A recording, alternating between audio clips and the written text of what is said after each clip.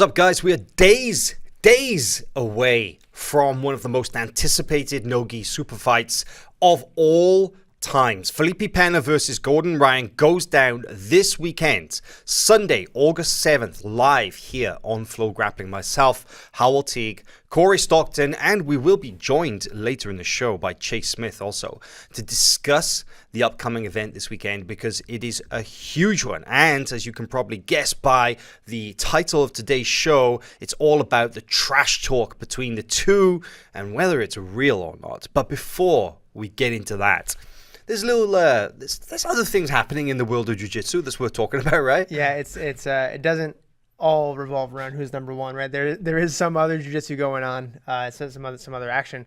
Up first being the IBJJF Grand Prix. Right? Let's do this. Let's get straight into the news from the weekend and also things that are coming up. So this weekend, the following weekend after the Who's Number One, August 12th, we've got the IBJJF GP.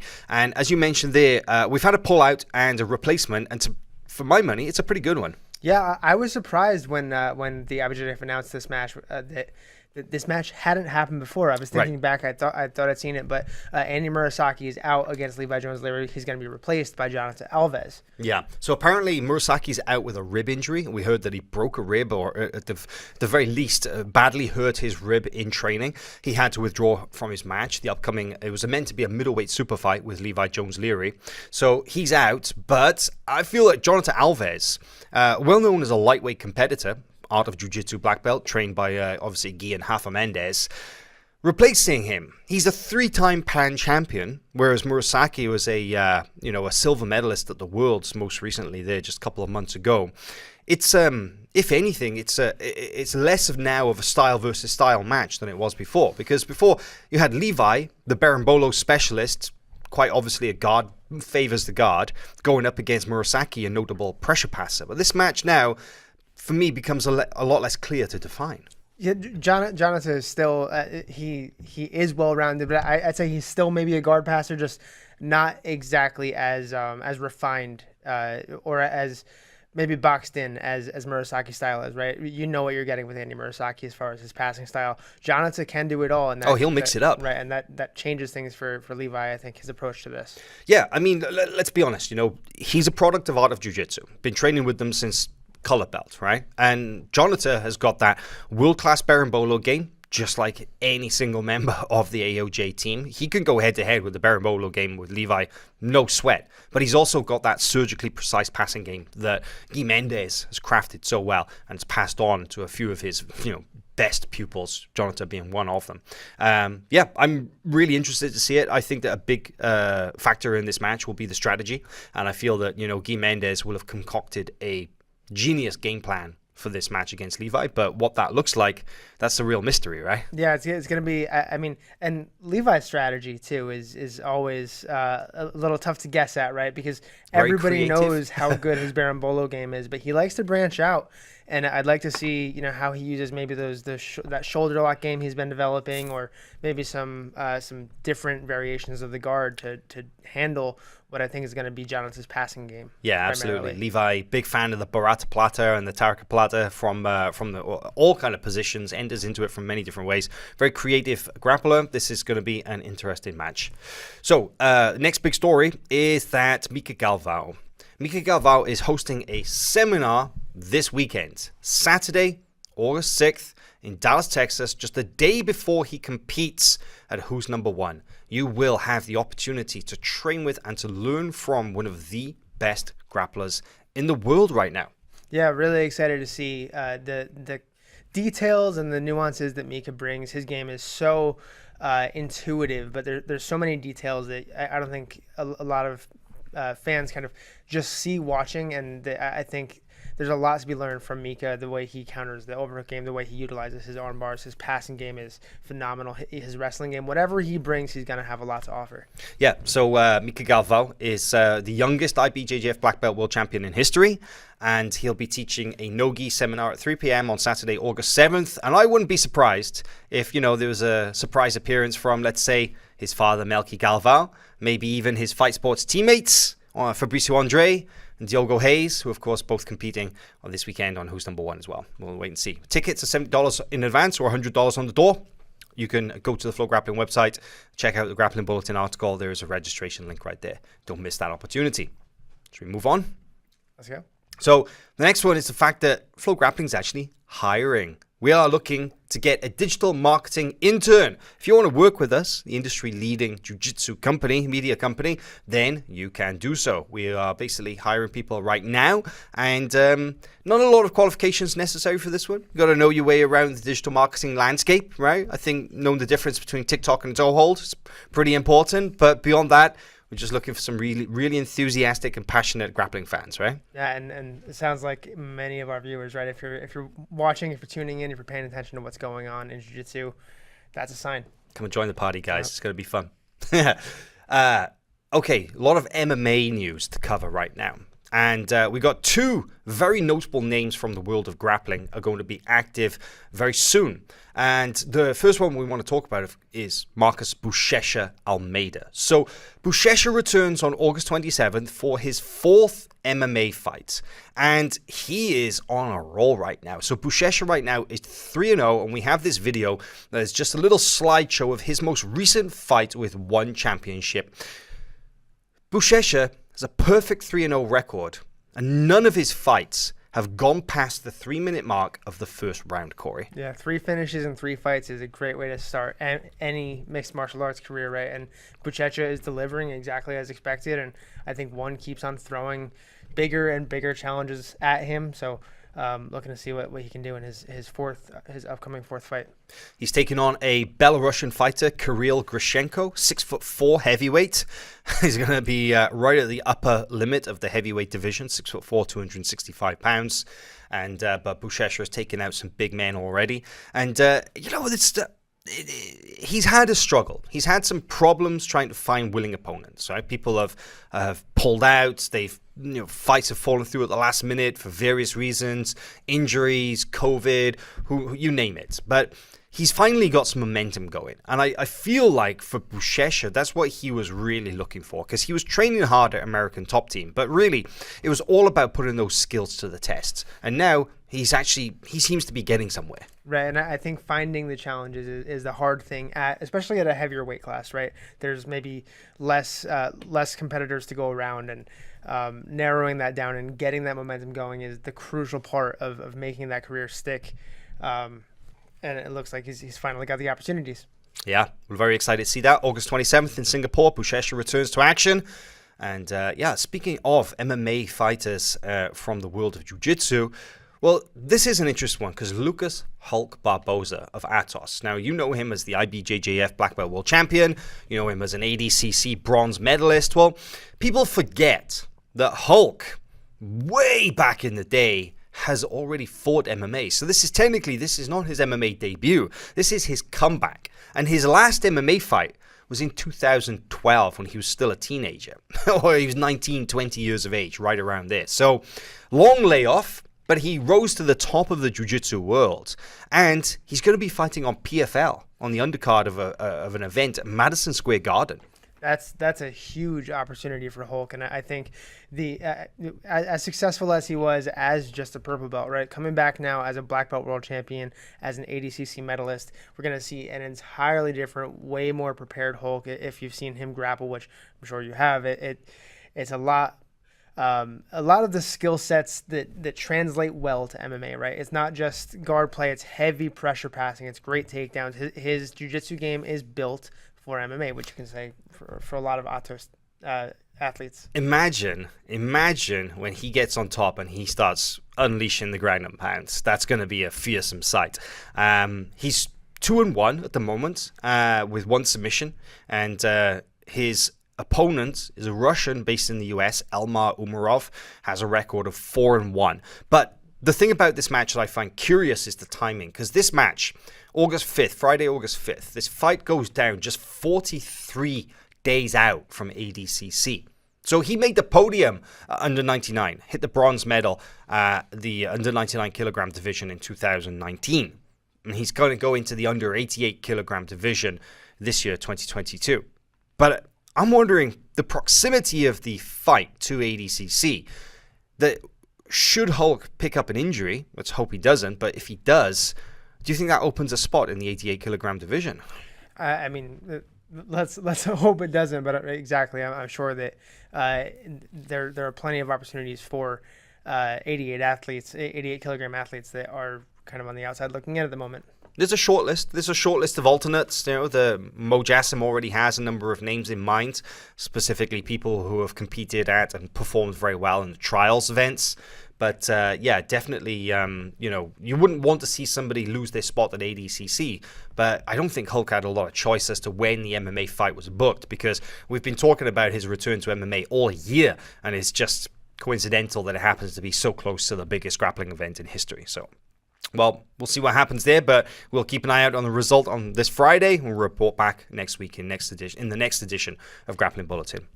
Cool. Well, results time. Let's talk a little bit about some of the biggest results that happened from last weekend, and maybe you want to kick us off with Fight to Win, Corey. Yeah, Fight to Win 207. The main event was Simoes versus Roosevelt Sousa. Roosevelt Sousa ended up winning by decision. It was a split decision, kind of a stalemate match. Play the clip as we're talking about this. We've got a little highlight here. So a lot of heavy hand fighting in the wrestling, right? And a couple of nice shots, but really the match was decided as it got down to the ground. Yeah, no, I was surprised actually, because Yuri is a great wrestler, and yes, he's competing this time in the under 99 kilogram division. It's where he won one of his two ADCC gold medals, and Roosevelt's going to be competing in the over 99 kilogram division. So you have to think, yes, there is a distinct size advantage there and size difference. That Roosevelt was much bigger, but Yuri couldn't take him down. It was Roosevelt who pulled, and it really was all about this leg lock exchange at the end that kind of decided the decision, right? Right, and speaking of Roosevelt's kind of takedown defense, you can say the same for Yuri's leg lock defense and the growth of it, because Roosevelt, I've seen him break a number of legs this year, right? Right. He knows how to snap those limbs. So the fact that Yuri was able to hang in that pocket with him speaks to both these guys' kind of abilities headed into ADCC. Yeah, Simoes obviously very disappointed with that decision. It was a split decision, 2 judges to 1, favoring Sousa in a close match. But yeah, it's good to see these ADCC competitors getting active, getting those matches in as we get closer to the big show in September, and I'm sure we'll see more of those.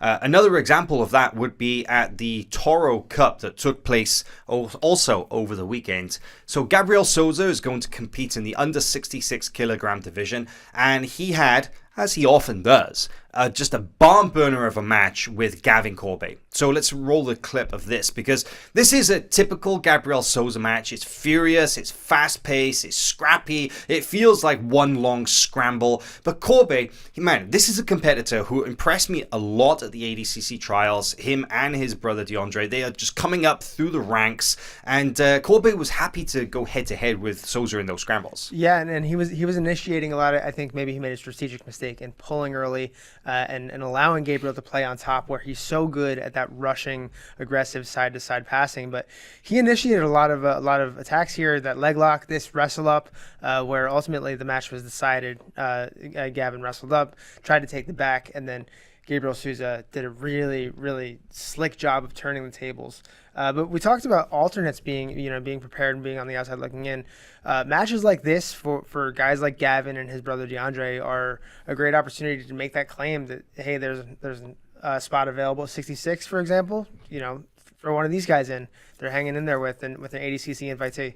Yeah, this end sequence that actually led to Sousa getting those points was just wild. But I mean, that's what you expect when you're watching Gabriel Sousa, and he's fought a number of times now. I've lost count of the number of times that he's competed on this event, Toro Cup. It is based on the East Coast and kind of in his neck of the woods, North Carolina area, and has done a really good job of showcasing some of the talent in the region. And this is just another example of why you should be checking out these events when they are live on FloGrappling. Because if you didn't catch it, you can go and you can check out the replay as well.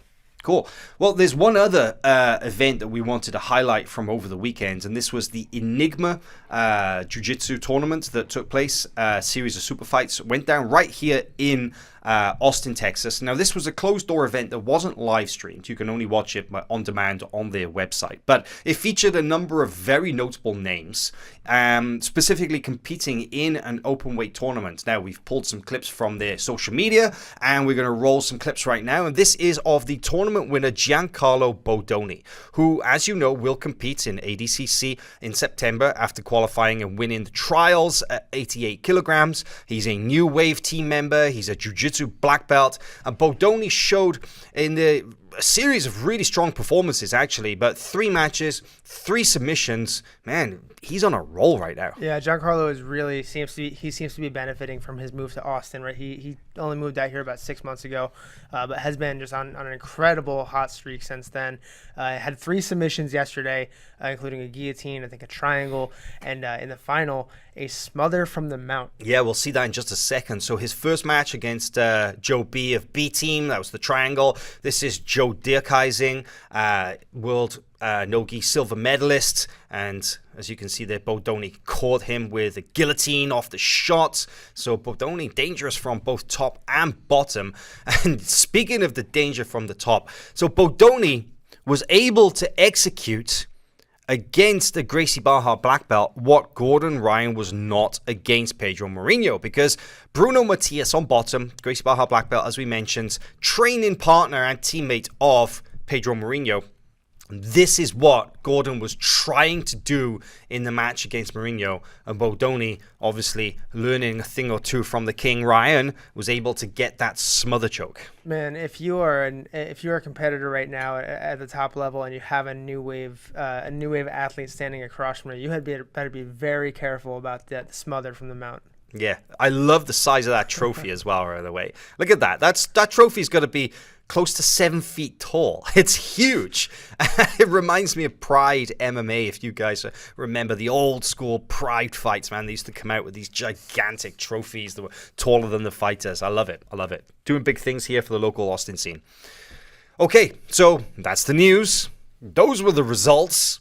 Let's now look ahead to Gordon Ryan versus Felipe Pena this weekend. So we've got tons of people watching live on the YouTube. We've got tons of people in the live chat. Shout out to everybody watching and commenting and joining in the live chat. Hit us up with your questions, your comments, whatever. We'll do our best to respond to the messages as we go through. I know you guys are very, very excited for the match between Gordon and Felipe this weekend. And, you know, I'm just looking at it right now. The main topic of today is, of course, about the trash talk and the personal beef between Gordon Ryan and Felipe Pena. The first thing I did was I hit a poll in the live chat asking how many of you were fans of or really like the trash talk, and it's over half. It's a solid 63% of you right now like the trash talk in jiu-jitsu. And the reason I'm asking is because, Corey, trash talk in martial arts and in jiu-jitsu in general doesn't have the best rep. It's a very divisive topic, right? Yeah, and specifically, you're right, in maybe traditional martial arts and jiu-jitsu, which is kind of a hybrid, right? It has traditional martial arts roots, but you look at other martial arts, right? Mixed martial arts, for example, boxing, trash talk is a lot more prominent, and I think it has gone to show that those martial arts get a lot more attention. So it is. It's that inhabiting two worlds at the same time, right? Because jiu-jitsu is both a martial art and a sport, a combat sport. So the martial art side of jiu-jitsu, it promotes certain values such as respect, such as personal responsibility, composure, resilience, you name it. Whereas the combat sport is part of the fight business, and the fight business encourages physical skills, qualities such as aggression, intimidation, stubbornness. Not always the nicest of qualities, but sometimes very necessary to be successful, right? So those two things, that dichotomy, let's call it, of jiu-jitsu, the martial arts side, the respect, and the sort of the abrasive nature of the fight game, it doesn't always sit well with some people, but it's a reality of the jiu-jitsu business nowadays. Yeah, and when you look at somebody like Gordon Ryan, right, who is for sure the best trash talker in jiu-jitsu, you understand why, right? Love him or hate him, people are interested in what he has to say, right? And the same can be said, at least in relation to Gordon Ryan, about Felipe Pena, right? Because when he's talking about Felipe Pena, or when he's talking about Gordon Ryan, people are very interested in hearing what Felipe Pena has to say, and I think it's because he has the only submission win. He has the only the only pair of victories against Gordon Ryan. So it matters very much what he has to say about Gordon. So I was watching a very, very interesting documentary over the weekend. It's the Muhammad Ali documentary on HBO Max, and it is just fantastic. It's this career-spanning documentary about the rise of the greatest heavyweight boxer of all times, and a lot of it focuses, of course, on the trash talk, the pre-fight barbs, puns that Muhammad Ali used to make. He used to make predictions. He was the first guy to do so. He'd say, "Oh, this guy's a bore. He's going to go down in 4." He was the guy who really wrote the book on trash talking in combat sports, and apparently he learned that from pro wrestling, which is kind of interesting because pro wrestling is, of course, that theatrical element to it. And, in the 1950s and 60s when Muhammad Ali was coming up, he saw that and he's like, man, that's show business. And he injected that into the fight game. And, of course, has served as a reference point ever since. And you can point to many, many examples in many different combat sports ever since. And Gordon Ryan is just the latest example, but the most prominent example in grappling and in jiu-jitsu. So, in terms of jiu-jitsu, I would say that there are very few rivalries that have endured as long and as heated relationships as Gordon and Felipe. There have been some epic rivalries in the past that have resulted in some crazy trash talk. Just think about back, Ryan Gracie versus Walid Ismail, right? Just resulted in some of these iconic promos and videos where they're calling each other out, talking all kinds of crazy stuff. That was a relatively short-lived thing. Well, Gordon versus Felipe has just been non-stop for 6 whole years, right? Yeah, and I think that it's due to, two major factors, right? The persistence of Gordon Ryan's shit talk ability, and also the kind of the long sting that is Felipe Pena's 2 victories, right? Yes. Neither of those guys are willing to let that go. So I think one of the reasons that trash talk rubs people up the wrong way is because it is at its absolute worst when it is inauthentic, and people can sniff that out. They can very, very quickly identify bad trash talk. It just turns you off. And, trash talk can very quickly devolve into just puerile, immature name-calling, insults, and just trying to be offensive to get a reaction. It just doesn't work. What's best is when the trash talk is when it's authentic, is when it's real, is when there is a personal dislike between these 2 competitors, and that is absolutely the case. And we've got a couple of videos here that we're going to play. And the first of all is this big promo video that really kind of sets the stage for this weekend's fight. And producer Nico, take it away, and then we come back. We're going to hear from both Felipe and Gordon. Play this clip, please, if you would. On August 7th, the grappling world will stand still. 2 of the sport's most bitter rivals will finally settle the score at the biggest Who's Number 1 event of all time. It wouldn't be historic without the sport's most significant star, Gordon Ryan. Any of these pussies in the top 5, top 10, whenever any of you want to compete, let me know. The brash, talented, and confident 27-year-old black belt has single-handedly transformed the sport. With 55 straight victories, an unmatched submission rate, and the title of Who's Number 1 heavyweight champion, Gordon Ryan has earned his nickname, The King. Oh man, it's a bad day for the haters today. There is the finish. Gordon Ryan with the submission. Even Gordon's most vocal detractors have all fallen silent. His greatness has become undeniable. Gordon has continued to pick off submission wins over veterans, contenders, and the new generation of phenoms. His list of challengers have grown quieter and quieter, all reluctant to come for the crown. Until now.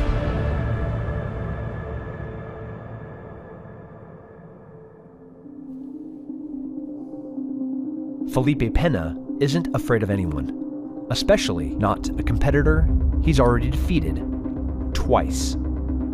A multiple-time world champion in Jiu-Jitsu, Pena is on his way to becoming one of the greatest champions Brazil has ever produced. Felipe has not only beaten Gordon, he's the only man to ever submit him in black belt competition.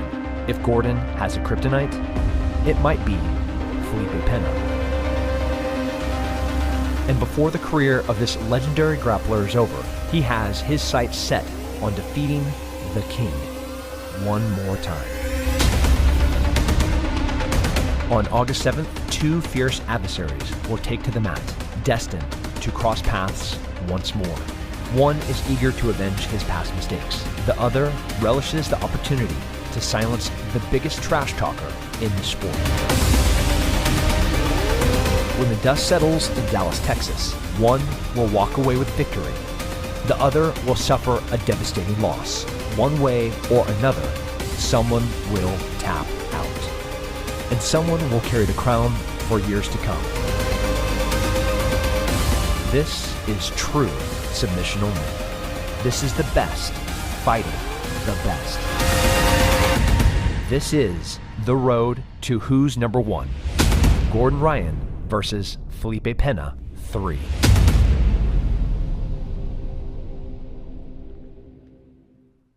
I dare you not to be excited for this match after that promo video. Absolutely incredible. So as you can see, the history between these two is considerable.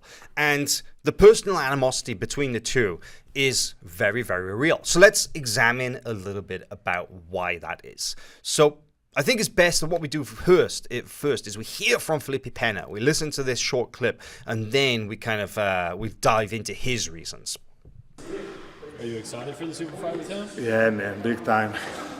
I think it's more important for me than even ADCC. Really? Yeah. How come? I want to face him before do MMA, you know, like that's my main goal. Just compete ADCC, I would compete on my weight class, you know. Mm-hmm. But I was doing ADCC, of course, because it will be a huge event, and I want to be part of it. But especially because I want to face Corbe, you know. Yeah. I think it would be good for me face him. If I beat him, shut up everyone, you know, before go to MMA. It would be like the best thing to close a career, you know. Why do you want to fight him so bad? You're 2-0 against him. He should be the one that wants to fight you. Why do you want another match with him? Because he's the guy who talks a lot of crap all the time, you know. That's take it really personal and makes me want to fight him. And of course, because he won the Openweight, you know. Like me and him are the last two Openweight champions of ADCC, you know. So I think everyone wants to watch that match, and me as an athlete, I want to do the biggest matches, you know, face the best guys, and I think for sure he's like the best one everyone is talking now. So even if I beat him 2 times, I think if I beat him again, it would be really good for my career as well. So I think it's pretty clear from hearing Felipe talk that he definitely respects Gordon's achievements. He respects his ability, but we know that he doesn't appreciate his long history of online harassment, right? And he certainly didn't like his behavior in Gordon's most recent match. That, of course, was against Pedro Marinho, friend, training partner, former student, teammate of Felipe Pena, right? Yeah, he was very against the way Gordon was acting in that match, and actually said that he was interested in teaching Gordon a lesson as a result of that match. Yeah, said that Ryan was disrespectful in his conduct, the way that he would tap Pedro on the head, the way that he was kind of talking to people in the crowd, singing along to the music, and said that he hopes to teach Gordon a lesson. Well, it's here then what Gordon has to say, not in response, but his thoughts on his relationship with Felipe.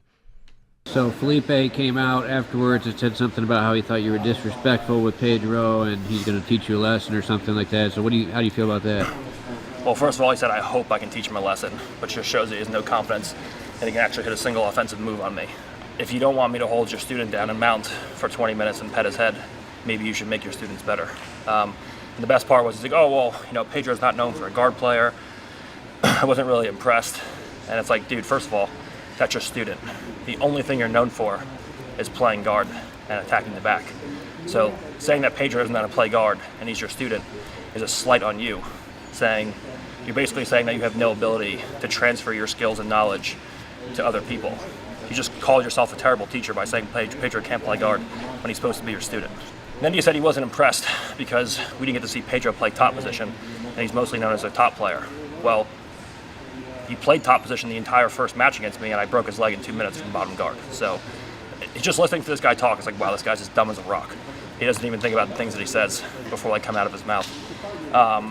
And talking about disrespectful, the entire first match with Felipe, he was sticking his fingers in my eyes like this. We got into side control, he was talking shit to me, he was shoulder checking me in the face. And at the end of the match, I went to go get up and he shoved me back down to the floor.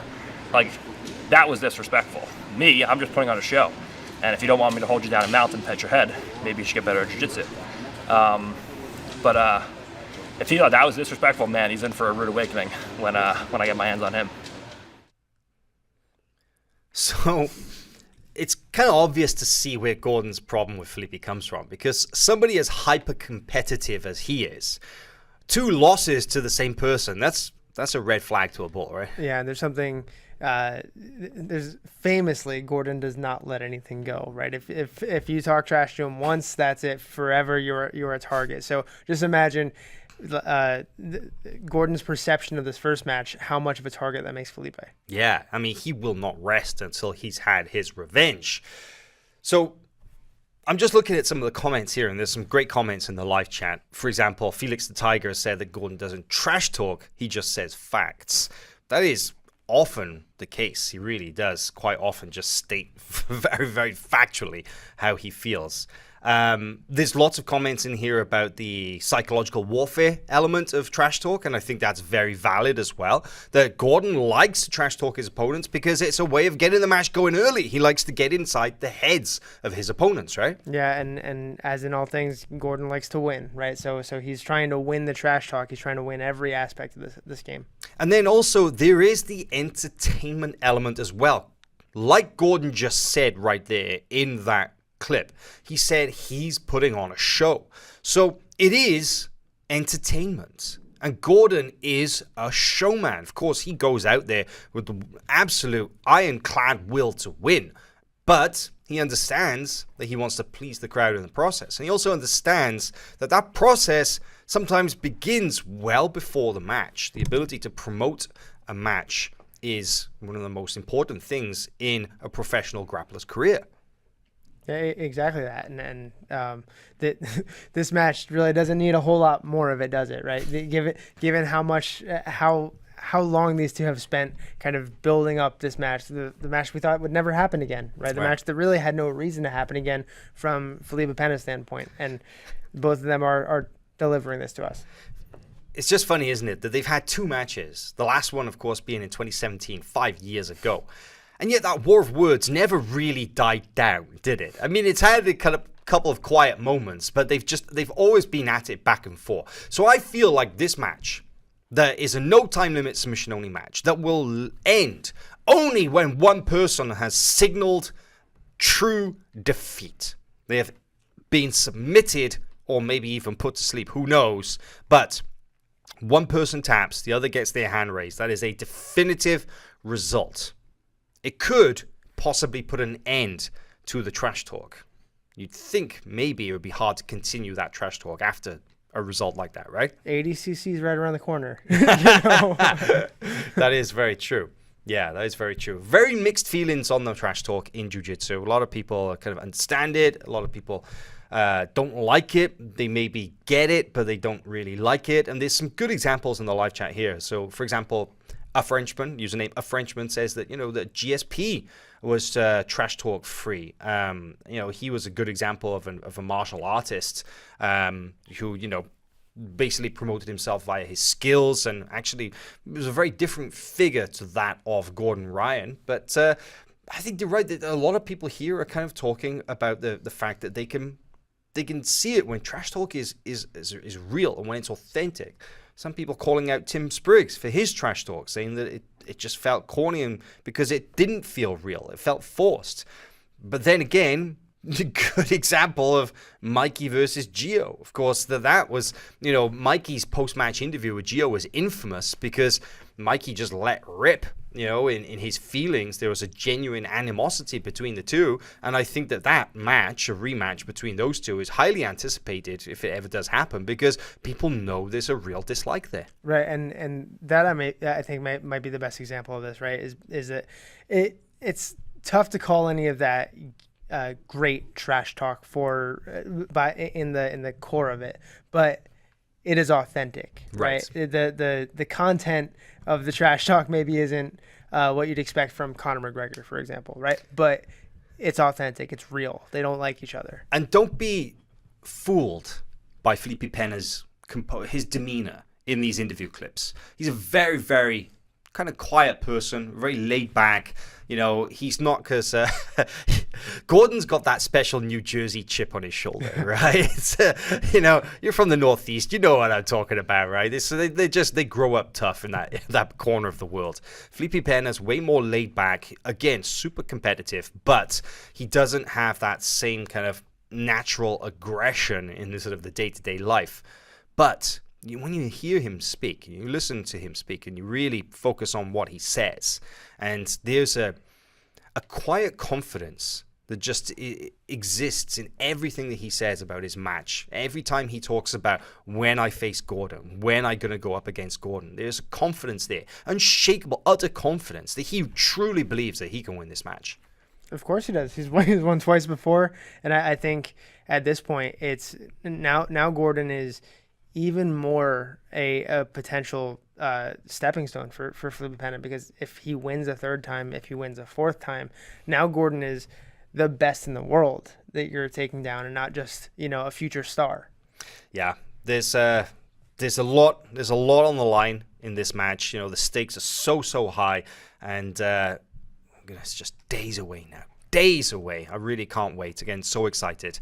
But it's a good show. Also, there are many other great matches to look at, and we'll get into some of these now because we've got some good footage from the pros training. But just a quick shout out. I just spotted that once again in the comments, our good friend Lex Friedman is watching, and he says that he can't wait to see this match, hopefully in person. Well, Lex, there's a VIP seat with your name on it. I hope to see you in Dallas this weekend. You'd be very, very welcome as our guest.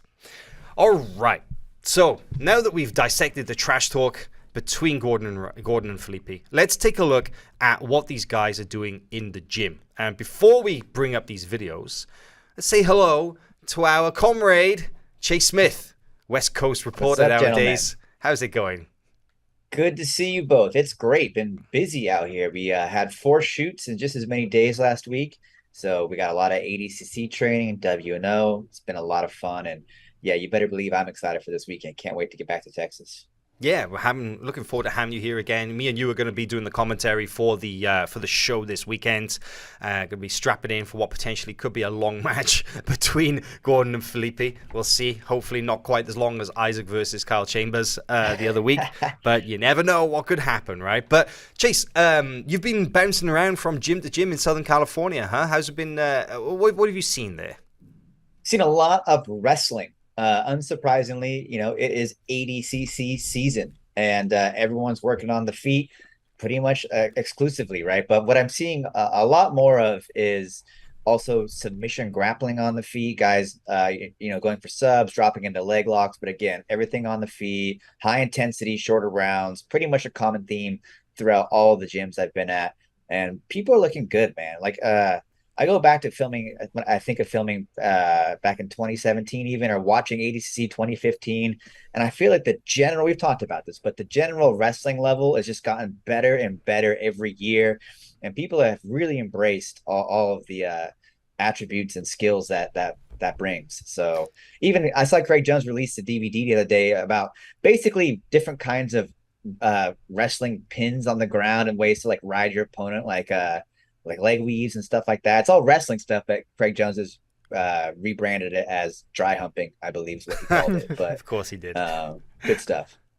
So we've got a bunch of training videos on our website that you can go and you can watch full rounds between some of the best guys in the world. We've got training videos of the likes of the B team members, the New Wave squad, and many others. And we'll just pull up a couple of clips of those now, and we can kind of go through and talk about some of them. Let's start off with this clip of J-Rod versus Nicky Ryan. So this is from inside the B team, as you can probably recognize. That's Nicky Ryan looking a lot slimmer than maybe we saw him a couple months ago. You can tell that he's dropping weight, ready for ADCC in September.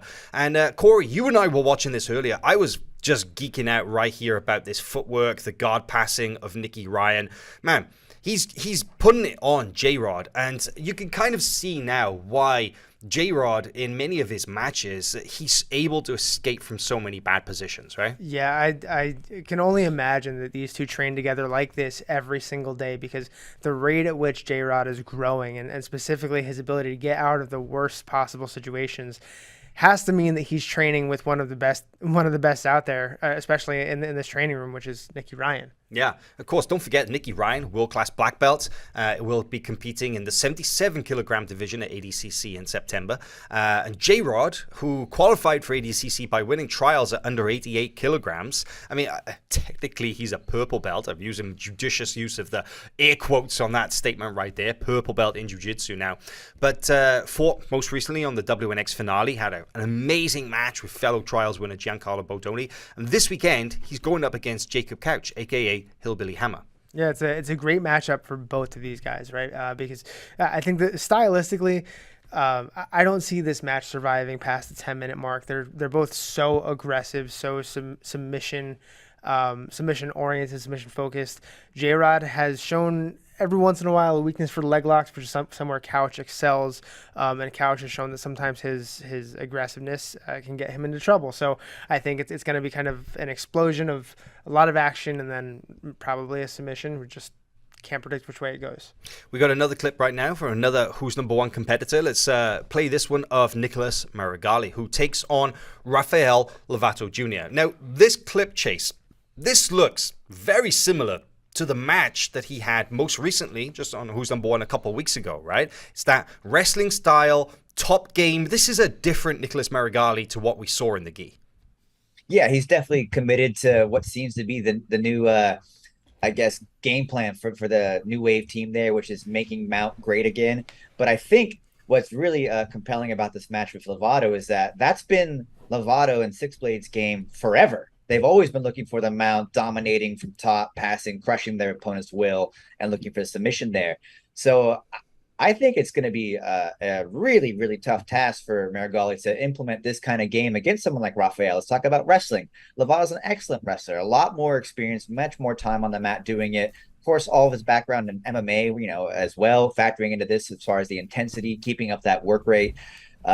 This is a real test for Marigali to see where he stands in the no-gi landscape.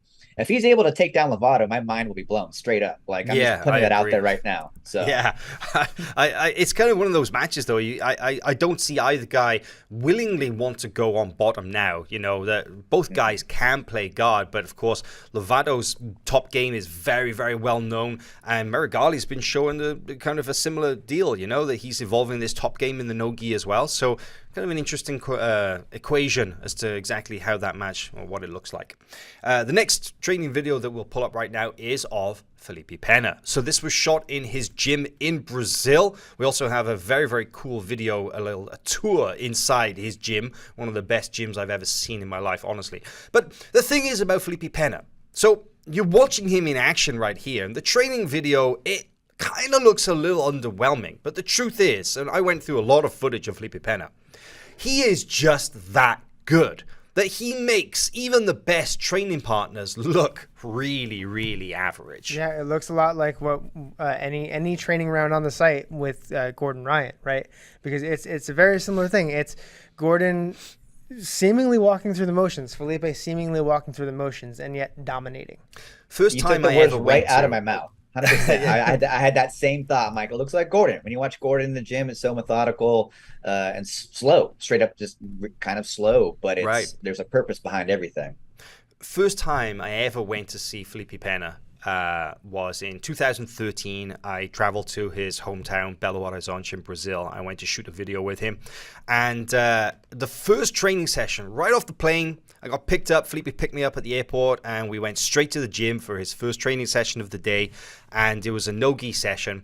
And we went in this gym, and, he just ran through everybody that day. I'm just, I produced just this fantastic highlight of him just taking everybody's back, and it was just vintage Preguiça. He was just slaying people, just getting the back over and over and over and finishing them. And at the end of the session, I was kind of like wondering, because his no-gi is hard to tell, they're all wearing different color gear. I was like, so kind of, what level were the guys that you were training at today? Expecting him to say, oh yeah, that guy's a blue belt, that guy's a purple belt. And he's like, they're all black belts. all of them. Everybody in the room was a black belt. And he just ran through them. That's how good he is. So, yeah, highly skilled. But, speaking of highly skilled, let's take a look at this video of Gordon. Now, this is an interesting training video because it is situational training from the legs. And it's unusual to see Gordon practicing leg escapes. Yeah, this is a kind of unique fold, but it makes sense, right? The rest of jiu-jitsu has evolved to feature leg counters, and here's one that Gordon knows very well, right? It's the same attack that Preguiça hit Gordon with twice. It's something that I've seen Craig Jones call in DVDs the Pena defense. Yeah, right? yeah. It's something that's very famous now as the escape that Pena hit to take Gordon's back twice. Interesting, I noticed this as well, because Chase, you cut together a highlight of their first match, that closed door match at Studio 540. And I didn't realize, everybody knows that finishing sequence where he uses it to get to Gordon's back and choke him. But Felipe had actually used that escape and that attack a couple of times in the match prior to that finishing sequence, right? Yeah. He found let's call it a rhythm there. Gordon was kind of a little one-dimensional back in those days. Everyone knew him as a leg locker, and that there was a great fear around those attacks. But Felipe found a sequence that worked for him, and ultimately it worked twice, right? In big ways.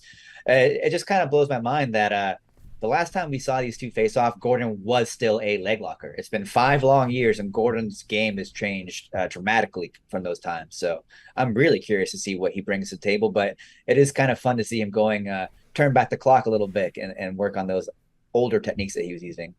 Oh, 100%. I can't wait. I really can't.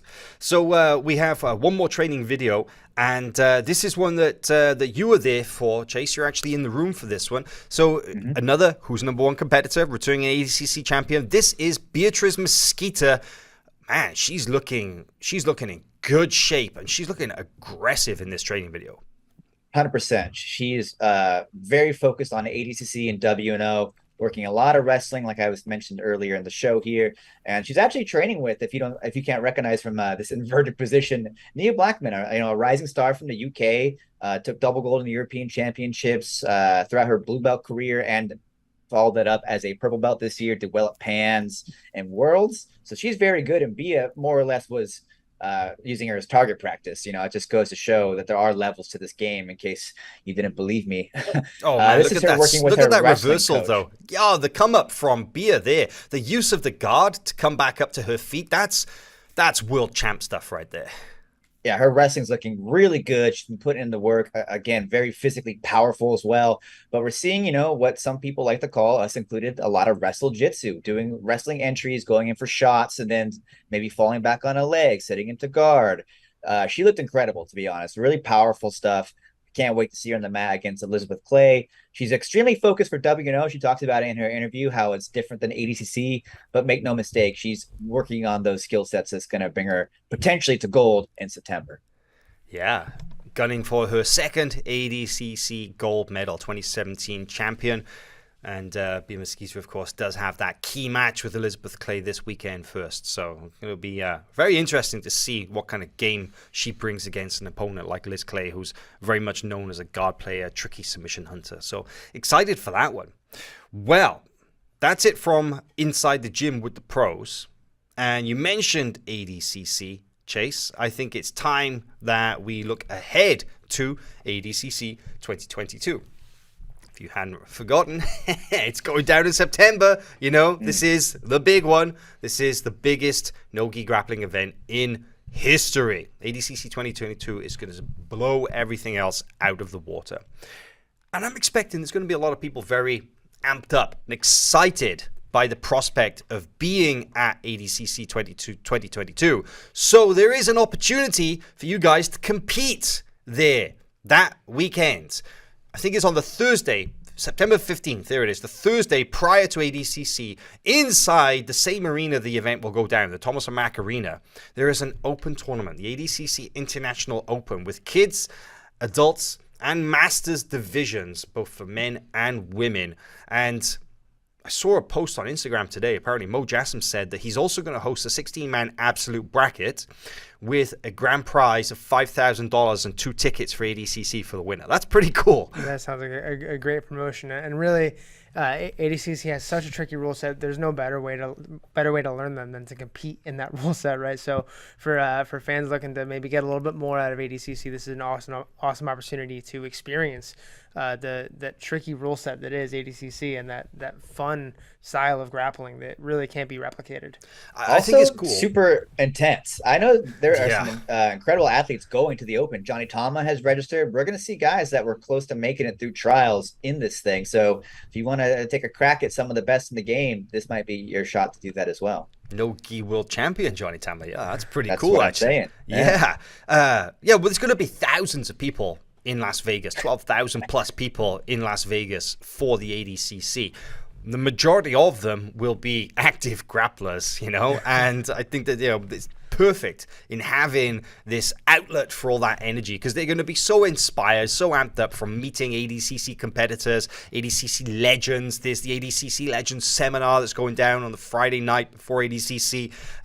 It's just being in proximity to all those world-class athletes as well. I think it's perfect.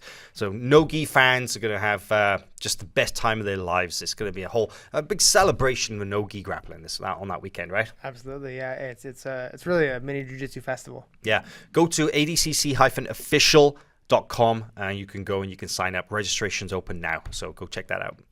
So, talking about ADCC, the future of ADCC, there's also a good opportunity to just take a quick look to sort of the history as well, because, you know, we stand on the shoulders of giants.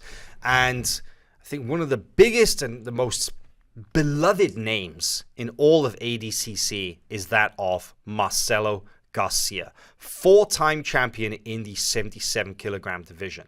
And Chase, I'm going to let you take this away as we play this video. This is a highlight video of Marcelo Garcia's final ADCC when he took gold in 2011, Nottingham, England, in the 77 kilogram division, right? What did we learn, or what did we see from Marcelo in this particular tournament? I think Marcelo has some of the most fun jiu-jitsu to watch as a viewer from home, man. I mean, we saw this. This is, when you think of vintage or classic Marcelo, him in his prime. A lot of great wrestling, butterfly guard, arm drags, you name it, aggressive on the top. And of course, the Marcelo team makes its appearance as well. You can see so much of the modern game and what Marcelo was doing 10, 15 years ago. But yeah, he's just a very dynamic grappler, and he's always hunting for the sub. I almost think, he uses his submission attacks to set up positional control as well, or he just gets to finish like we see here. Really one of my favorite athletes of all time. I think that goes for most fans of jiu-jitsu, but we see it in this 2011 event.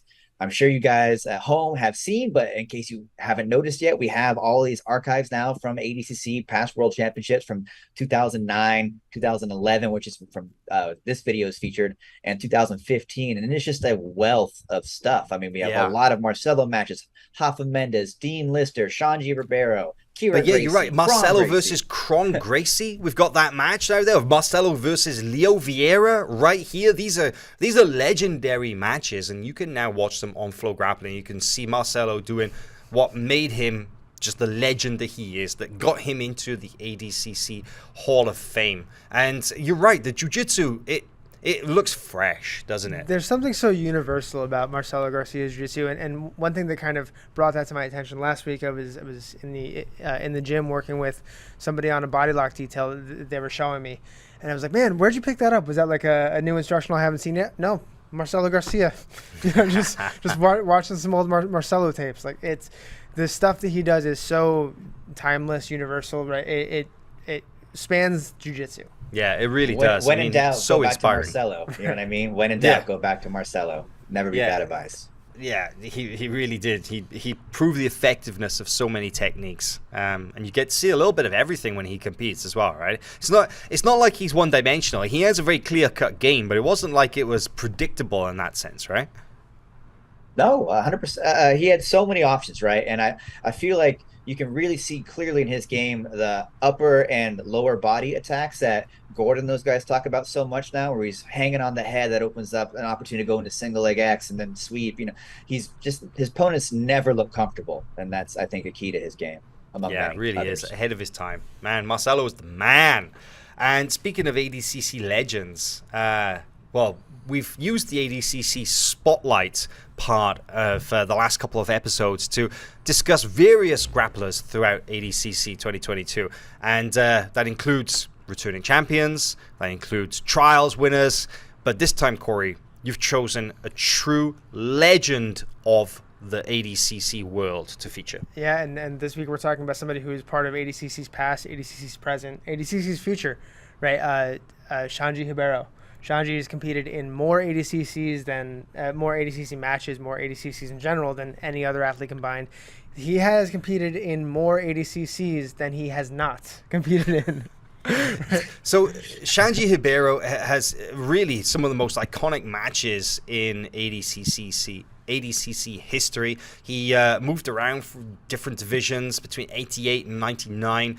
This match right here, this is from 2009, and you can see him in action against former UFC heavyweight champion Rico Rodriguez. And Xande, his jiu-jitsu is truly what people say when they kind of describe the classic jiu-jitsu, right? It's heavily centered around good, strong, solid fundamentals. It doesn't necessarily look flashy. It doesn't necessarily rely on trendy techniques or what's in vogue at the moment. It's about what gets the job done. And Xande was able to do that against generations of opponents. Yeah, I can't think of another athlete who has. I can think of maybe one other athlete who has as many finishes from closed guard, right? Xande just, his jiu-jitsu is exactly what you would instruct, a room full of white belts or a room full of anybody, really. His jiu-jitsu is, as we've said, the kind of jiu-jitsu that spans time, spans generations. And he'll be competing again in 2022, believe it or not, in this year, the 88 kilogram division, where he won 2 titles. One of 3 Six Blades team members to compete this year. You've got Xande Ribeiro, you got Victor Hugo and Rafael Lovato Jr. They'll all be in action at ADCC. But this is an interesting clip. This is against Gunnar Nelson, who was Iceland's first jiu-jitsu black belt, and I believe that he was still only about 19 years of age when he competed at ADCC 2009. That was an absolute division match, I believe. One of 3 leg locks that Xande ever hit in his career, he told me, as a black belt. And this is Xande. Look at this aggressive wrestling, straight onto the neck. This is against Lucio Lagato Rodriguez at ADCC 2011 in the UK. And I love it as well because it shows the versatility. We've seen arm bars, so a leg lock, there's a rear naked choke. Here's an omoplata coming up in his next match. This is from 2015 in ADCC Sao Paulo. And this is for me, this is one of the best examples of jiu-jitsu to watch, because while some people are associated with certain techniques or certain games, you want to look at an athlete, a complete athlete, who is always focused on the submission, always focused on just getting nice, clean jiu-jitsu technique to work. That Xande Ribeiro is a great example of that. Right, Chase? Absolutely. I love watching the rarely seen no-gi omoplata nicely done. And it's a real privilege for us to have so many years of Xande on the site. You can watch it, his whole career unfold, more or less, at least in the second half. And his game looks, like you said, the same, but it just keeps working. So it's definitely something that when I'm looking for a little inspiration, I go turn on some Xande Ribeiro matches and see what I might be missing.